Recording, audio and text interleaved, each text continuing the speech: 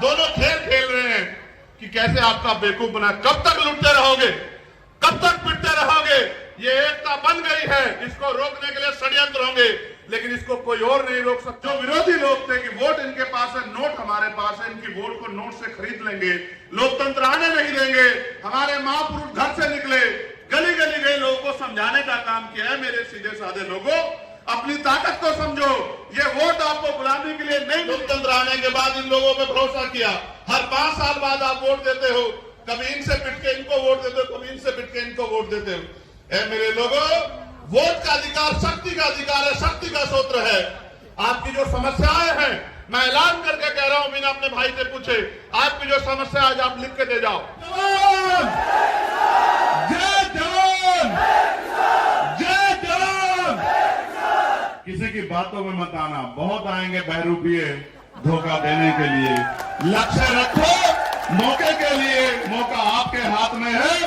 कुछ दिन की बात है,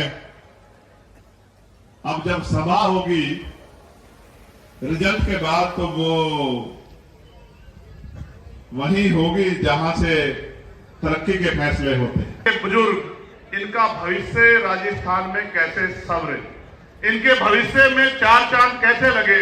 जो उम्मीदें लोकतंत्र में बनाई गई थी, वो राजनीतिक लोकतंत्र, सामाजिक लोकतंत्र में कैसे स्थापित हो। मेरे आज भी याद है, देश गुलाम था और डॉक्टर बाबा साहब अम्बेडकर और सर छोटू राम इस बात के लिए लड़ रहे थे कि जिनको हाशिए पर रखा गया व्यवस्था में, उनको कैसे तरक्की दी जाए। देश राजे रजवाड़ों के हाथ में था और देश में राजतंत्र था। राजा महाराजा जैसे चाहते थे वैसे देश की जनता प्रजा शासित होती थी। ना हक ना अधिकार। जो राजा ने कह दिया, राजा ने कहा दिन तो प्रजा ने कहा दिन, राजा ने कहा रात तो प्रजा ने मान लिया रात। और ये बहुत लंबे समय तक चलता रहा।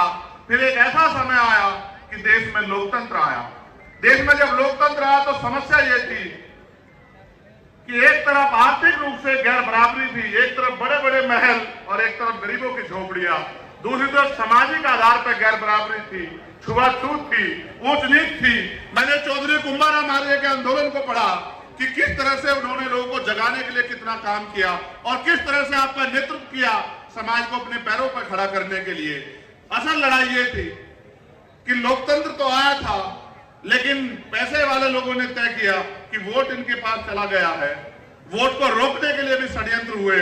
कोई कहता वोट उसको मिलेगा जो पैसा वाला है, कोई कहता उसको वोट का अधिकार मिले जिसके पास जमीन जायदाद है, कोई कहता उसको मिले जिसके पास व्यापार है। हमारे नेता लड़ रहे थे कि लोकतंत्र लोकतंत्र तब होगा जब अंतिम व्यक्ति को भी सरकार चुनने का अधिकार मिलेगा। ये राजतंत्र नहीं है कि राजा चंद लोग चुन के तय कर दें। ये लोकतंत्र है, जनता जिसे चाहेगी, चाहे वो किसान का बेटा हो, चाहे वो मेहनत कौम का बेटा हो, चाहे वो गरीब का बेटा हो, उसको आगे बढ़ाना चाहे तो बढ़ा सकती है। तमाम साजिशों के बाद जब बाबा साहब अम्बेडकर ने अपने 4 बच्चों की कुर्बानी के साथ आपको वोट का अधिकार दिया, तो लोगों ने कहा, जो विरोधी लोग थे कि वोट इनके पास है, नोट हमारे पास है, इनकी वोट को नोट से खरीद लेंगे, लोकतंत्र आने नहीं देंगे। हमारे महापुरुष घर से निकले, गली गली गए, लोगों को समझाने का काम किया है। मेरे सीधे साधे लोगों, अपनी ताकत को समझो। ये वोट आपको गुलामी के लिए नहीं मिली, ये वोट आपको बिकने के लिए नहीं मिली। मेरे आज भी याद है, माननीय काशीराम साहब, उन्होंने अपने जीवन की एक सुख सुविधाएं लगा दी। मगर मैं मानता हूं परिवर्तन एक सतत प्रक्रिया है। चंद दिनों में नहीं बदलाव हो सकता था। ताकतवर लोगों ने रास्तों में कठिनाइयां लगाई। आज जब हम आ रहे थे, रथ चल रहा था, सामने को रुकावट आ गई, तो हनुमान जी बेनीवाल मुझसे बोले, पत्रकार साथी भी वहां थे, कि ये रथ रुकेगा नहीं। ये रथ अब अगर रुकेगा तो जयपुर की कुर्सी में बैठ जाकर रुकेगा। तो वो बात मेरे दिल में आई कि कितनी कठिनाइयों के बाद भी जो फैसले हमने लिए वो मजबूत होते गए। हमारे महापुरुष निकले, लोगों को जगाते रहे। आज उस कारवां को, उस एकता को, जो नेचुरल एकता है, मैं आपको दिल से कह रहा हूं और मैं आपको चेतावनी के तौर पे भी कह रहा हूं। आज हमने एकजुट बनाया, एक गठजोड़ बनाया गांव में रहने वाली, क्योंकि शहर की अपेक्षा गांव में हमारे ज्यादा लोग रहते हैं, उनके चेहरे पे खुशहाली आई।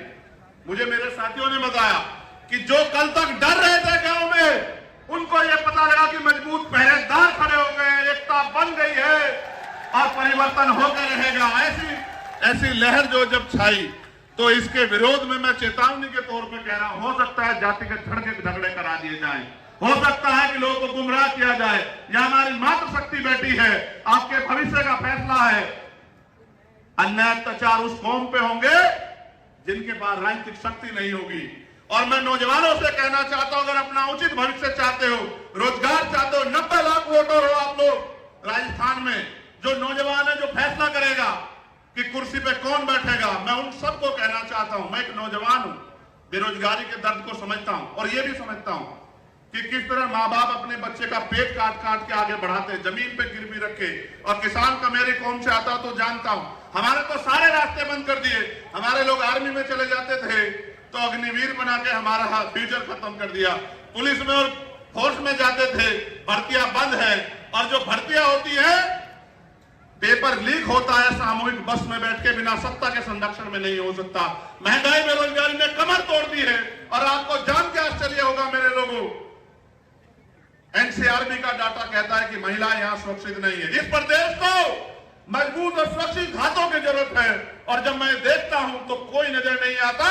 अगर कोई नजर आता है आपके रक्षक के रूप में, आपके सुरक्षा कवच के रूप में, तो वो मेरा भाई है हनुमान जी बेनीवाल, जिसमें मुझे भरोसा है कि वो हर मुसीबत को अपने सीने पे लेके आपकी रक्षा सुरक्षा करेगा। और इसी बात के साथ हम इकट्ठा हुए कि 80 लाख लोग वो जिन्होंने भारतीय जनता पार्टी कांग्रेस के खिलाफ वोट किया, और 90 लाख नया वोटर। और हम गली गली जाएंगे। आज भले मेरे पास समय कम हो, लेकिन रोज समय कम नहीं रहेगा। मैं आपकी गली गली ढाणी ढाणी आऊंगा आपको जगाने के लिए। और आपसे निवेदन करूंगा मेरे लोगों, अगर चाहते हो कि नासिर जुनैद के साथ जो हुआ, असगर के साथ जो हुआ, ऐसा ही मीना जी के साथ जो हुआ, अगर चाहते हो इस सरकार को, पीसी सरकार को देखो जो आपसे कहेंगे कि बीजेपी के नाम पे हमें वोट दो, बीजेपी आ जाएगी। आप याद करो, इंद्र मेघवाल, जितेंद्र मेघवाल, ओम प्रकाश रायगर, तोलाराम गुजर, आप याद करो कितने जुल्म हुए। और अगर कोई लड़ रहा था, लड़ना चाहिए था विपक्ष को, जो मुख्य विपक्ष है। आप बताओ और अपने मन से बताना, क्या भीम आर्मी हनुमान जी बेनीवाल की टीम के खिलाफ कोई लड़ रहा था? कि आप बताओ क्यों नहीं लड़ रहा था? क्या हमारी वोट की कोई वैल्यू नहीं है? मैं आपसे कहना चाहता हूं, आपने लोकतंत्र आने के बाद अपनी शक्ति को नहीं समझा। आपने लोकतंत्र आने के बाद इन लोगों पे भरोसा किया। हर 5 साल बाद आप वोट देते हो, कभी इनसे पिट के इनको वोट देते हो, कभी इनसे पिट के इनको वोट देते हो। मेरे लोगों, वोट का अधिकार शक्ति का अधिकार है, शक्ति का सूत्र है। आपकी जो समस्याएं हैं, मैं ऐलान करके कह रहा हूं, बिना अपने भाई से पूछे, आपकी जो समस्या आज आप लिख के दे जाओ। मैं पूरे राजस्थान के वासियों से कहना चाहता हूं, अपनी समस्याओं को लिख के दे जाओ। ये तुमसे झूठे मैनिफेस्टो लेके आते हैं। रोजी रोटी के लिए वोट नहीं है, रोजी रोटी तो मेहनत कष्टों में कमा के खा ही लेते हैं। हमने तो वो भी नहीं देखा कि बहुत सारे लोग, मैं राजस्थान की बात करूं तो ये मेरी बात जान लो, आपकी जो समस्या, दोनों खेल खेल रहे हैं कि कैसे आपका बेवकूफ बना। कब तक लुटते रहोगे, कब तक पिटते रहोगे?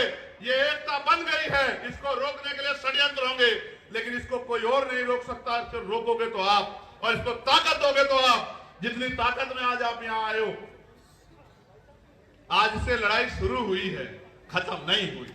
आज के बाद आपको करना यह है कि आपको गांव-गांव जाना है, इस एकता का बिगुल बजाना है, अपनी एकता की ताकत दिखाना है, और अपने कमजोर भाइयों के हाथ पकड़ के उनको ये विश्वास दिलाना है कि बहुत हुआ, बहुत दिन अलग अलग रहे, अलग अलग होकर सताए जाते रहे।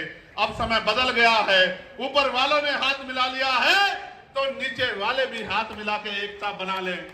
और फिर मैं कहता हूं कि एक ऐसा सूरज निकलेगा। समय कम ना होता तो मैं आपको बहुत कुछ सुनाता, मगर मैं आपको वादे के तौर पर कह रहा हूं, मैं 1 लाख लोगों में भी वही बात कहता हूं और 10 लोगों में भी वही बात कहता हूं। वोट का अधिकार आपकी तरक्की तय करेगा। अगर आप चाहते हो कि नौजवान ठगे जाएं, पेपर लीक हो, भर्तियों में घोटाले हो, महिलाएं सुरक्षित हो, ये महिलाएं नहीं है, ये हमारे घर का सम्मान है, ये हमारी बहन बेटियां हैं। हम तो किसान को मेरे को औलादे, हम जानते हैं, हमने सीखा है देश के बॉर्डर पे देश की रक्षा करना और गांव क्षेत्र में अपनी बहनों के मान सम्मान की रक्षा करना। लेकिन आपने देखा किस तरह से जुल्म जाति बढ़ रही है। उसको बढ़ने का एकमात्र कारण है कि सत्ता के संरक्षण में अपराधी फल फूल रहे हैं, और कोई नहीं चाहता कि परिवर्तन हो। जो स्थापित लोग हैं वो नहीं चाहते। जनता चाहती है परिवर्तन हो, और जनता ये चाहती है कि कोई किसान का बेटा, कोई मेहनत करने वाला बेटा यहां जयपुर की कुर्सी पे बैठे। आपसे मैं पूछना चाहता हूं कि जयपुर की कुर्सी पे अगर आपके बीच का व्यक्ति बैठेगा तो क्या आपको किसी के लिए किसी के आगे हाथ फैलाना पड़ेगा? आप खुद ही सोचो, जिसने बिना पावर के आपके लिए इतने लड़ाई लड़ी हो, अगर उसके हाथ में राजनीतिक ताकत होगी तो क्या होगा?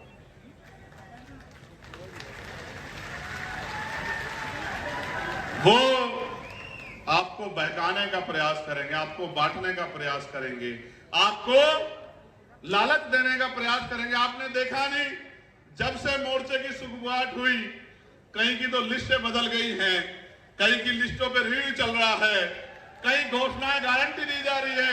मैं ये पूछना चाहता हूं, जिनकी सरकारें थी उनको गारंटी क्या जरूरत है? कर देते ना। अगर आप नहीं कर सकते मौका दे के देखो हमारे भाई को, फिर आप बताना आपका 5 साल का काम और 6 महीने में जो करेंगे, इतिहास याद रखेगा कि किसी बहादुर ने ताकत संभाली है। इस बहादुरी को आगे बढ़ाओ, गांव गांव गली गली जाके इस एकता को बनाओ। ये नीला और पीला एकजुट होके आगे बढ़े। एक और षड्यंत्र होगा, मैं अपने सीनियर लोगों को कहना चाहता हूं। मीडिया के लोगों ने कहा, इसलिए मैं हनुमान जी बेनीवाल का और अपने साथियों का ध्यान आकर्षित करूंगा। वो कहते हैं दलित और जाट का गठबंधन हुआ है। छोट दलित और जाट तो इसके पिलर हैं। वो तो अपने कंधे में बिठा के इस प्रदेश की सत्ता तक हनुमान जी बेनीवाल को लाने वाले हैं। वो तो इसके पिलर हैं, लेकिन ये असल गठबंधन हर पीड़ित का है, कमजोर का है। ये झूठी बातें मत करो बांटने वाली। ये किसान का, मेरे का सोच का गठबंधन है, जिस सोच से परिवर्तन होगा। अगर ना आता लोकतंत्र, ना होते अवसर, आपकी गलियों में कोई नहीं आता मेरे लोगों, आपसे बात कोई नहीं करता। ये वोट का अधिकार है जो आपके पास लोगों को खींच के लाता है। इस बार दूरी कर दो उनसे जो आपके अधिकारों से दूरी चाहते हैं। लोकतंत्र खतरे में है, लेकिन बचाएगा कौन? ये जो नीले झंडे वाले हैं, ये जो किसान कमेरों के बेटे, मैं पूछना चाहता हूं कि अगर भारतीय संविधान खतरे में है तो ये स्थापित दल तो ये क्यों खतरे में आया? क्योंकि उनको फर्क नहीं पड़ता कि गरीब की जिंदगी में उजाला कैसे आएगा। अगर वास्तविकता में चाहते हो, ये आज ये सिर्फ विधानसभा का लाइंस नहीं है, हमने तय किया है कि उत्तर भारत में हम इस लाइंस को लेके जाएंगे। और इसका प्रशिक्षण बताता हूं, मीडिया के लोग एनालिसिस कर लेना। उत्तर प्रदेश के खतौली में एक सीट पड़ती है जो 3 बार से भारतीय जनता पार्टी जीतती आई, 3 बार से, और वो कहते हैं हमारी घर की सीट है। और मीडिया ने भी कहा इसको हरा नहीं सकते। जब हमने वहां किसान कमेरों का गठजोड़ बनाया तो 22,500 से हरा के भेजा भारतीय जनता पार्टी को, 22,500 से। क्योंकि हम काम करना जानते हैं और हम ये भी जानते हैं कि लड़ाई कैसे लड़नी है, और हम ये भी जानते हैं कि किसको कैसे तैयार करना है। मैं मानता हूं कि हम दोनों की ताकतें एक जैसी है, दोनों भाइयों की। के साथ खड़े आपकी मांगे पूरी करेंगे। जो तृतीय श्रेणी के टीचर हैं, आप बहुत दिन से परेशान हो रहे हैं कि आपके ट्रांसफर की व्यवस्था हो जाए, आपके ट्रांसफर की व्यवस्था भी करेंगे। हर एक व्यक्ति की लड़ाई लड़ेंगे, बस वो ताकत हो जिससे लड़ाई पूरी। बहुत बहुत धन्यवाद। जय हिंद, जय भारत, जय मंडल, जय जोहार, जय संविधान। और आप सभी के लिए को बहुत बहुत बधाई और आपके गठबंधन को बधाई। हमारी एकता जिंदाबाद। जय जवान, जय जवान, जय जवान। किसी की बातों में मत आना, बहुत आएंगे बहरूपिये धोखा देने के लिए। लक्ष्य रखो, मौके के लिए, मौका आपके हाथ में है। कुछ दिन की बात है, अब जब सभा होगी रिजल्ट के बाद, तो वो